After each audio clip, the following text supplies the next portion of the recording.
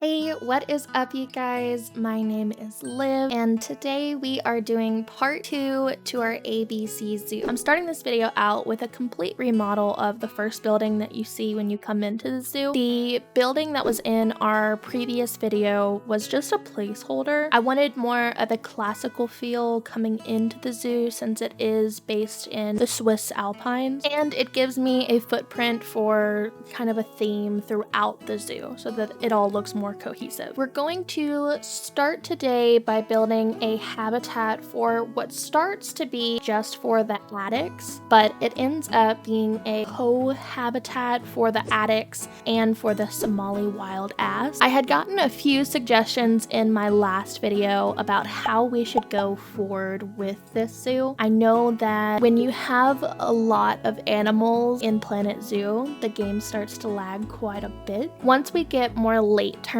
into the zoo, I do plan on taking the animals out of these earlier habitats so that it doesn't clog everything up, but I do plan on doing as most as I can in this zoo for the ABC Zoo. If we have to open up a second zoo, a part 2 zoo if you will, then we will absolutely do that. But I do want to go through this series with the intention of doing every animal in Planet Zoo. That is the reason why I did this challenge in the first place, is I did eventually want to do every single animal because you don't always build for the aardvarks, you don't always build for the Addax. I'm hoping that this series will also be a great inspiration for anybody that wants to use these types of animals in their builds going forward. I started out with building their hard shelter and I wanted it to be more of like a desert beachy look. We didn't end up going with this. I have no idea how some of you create these amazing builds with the Oceania roof pack. I couldn't figure it out, so we ended up sticking to my tried and true, the conservation pack. I do like how the conservation wood looked in the end, just like it did with the aardvark. It makes the two habitats look like they belong beside each other, and that's kind of what I was going for here. The next few animals that we'll be doing will be African animals, since there are a lot of African animals in the A categories. I do plan on cohabitating as many animals as I can, so if they do get enrichment from sharing their habitat with another species, then I will add that species so that we can kind of get a look for both. If there's any animals that you guys want to see a habitat built just for that animal, definitely let me know. I would be happy to do that as well. For the Addax, I definitely wanted to have a flower bed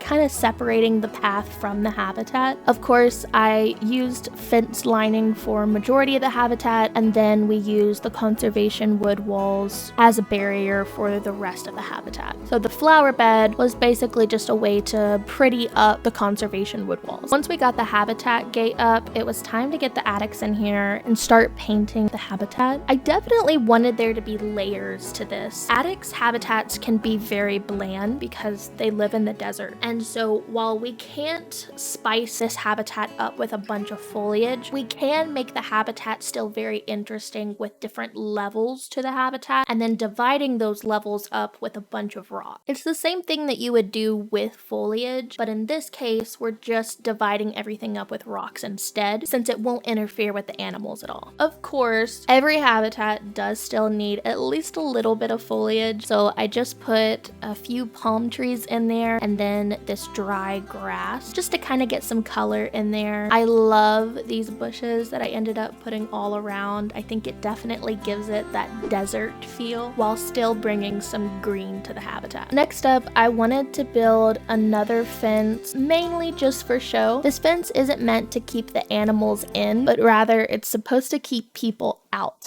I feel like every zoo has signage around the habitat showing what animal is in there, just in case the animal isn't viewable. So I wanted to go ahead and get some signage up there on their hard shelter. Since we're using so much conservation wood in this habitat, I wanted to still have that conservation feel with the grass and plants on top of the habitat. So I went ahead and carved out a flower bed and just put some grass moss in there and some pink flowers. Next, I lined the pond with some of these rocks by Caesar Creates. I got them from the workshop. They are awesome. Go take a look at those if you haven't already. I didn't realize that the Addax could escape via the flower bed, so I had to fix that up real quick. I felt this was a perfect time to go ahead and put another staff building in. This one is also going to be a placeholder. It's going to be classical just like the entrance building is, but I just needed something to put down for right now so that we could go ahead and get these staff buildings in. Stay tuned for the next ABC Zoo and we'll go ahead and show that building all decorated as well. But now that we've got that down, it is time to add the Somali Wild Ass. I didn't add them until later into the build as I was reading some of you guys' comments from the last video. But now that we have them in there, here is the finished habitat.